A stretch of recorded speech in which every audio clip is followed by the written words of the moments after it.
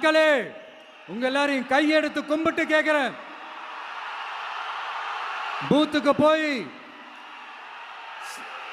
Stalin sir கிட்ட இருந்து நம்ம தமிழ்நாட்டை காப்பாத்தி ஆகணும், நம்ம ஜனநாயகத்தை காப்பாத்தி ஆகணும்.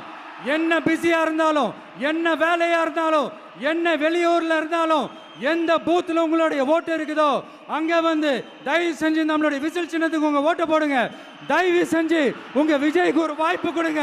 இந்த நேரத்தில் வெளிநாட்டில இருந்து பணம் செலவு பண்ணி ஃப்ளைட் டிக்கெட் புக் பண்ணி இங்க வந்து ஓட்டு போட வந்த நம்மளுடைய நண்பிகள் உங்கள் அனைவருக்கும் இந்த நேரத்தில் என்னுடைய நன்றியை தெரிவிச்சுக்கிறேன்.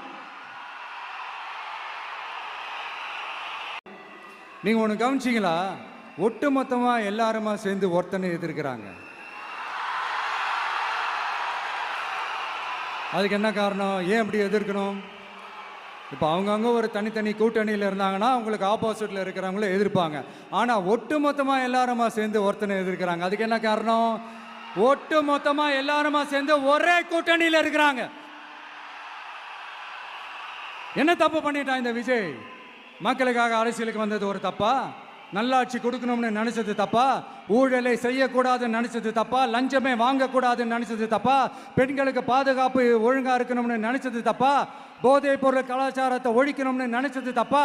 சட்டம் ஒழுங்கை சரி செய்யணும்னு நினைச்சது தப்பா?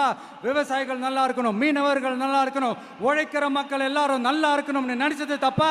ஆனா மக்களே, நல்லா இருப்போம், நல்லா இருப்போம், எல்லாரும் நல்லா இருப்போம். எப்படி? நல்லா இருப்போம், நல்லா இருப்போம், எல்லாரும் நல்லா இருப்போம்.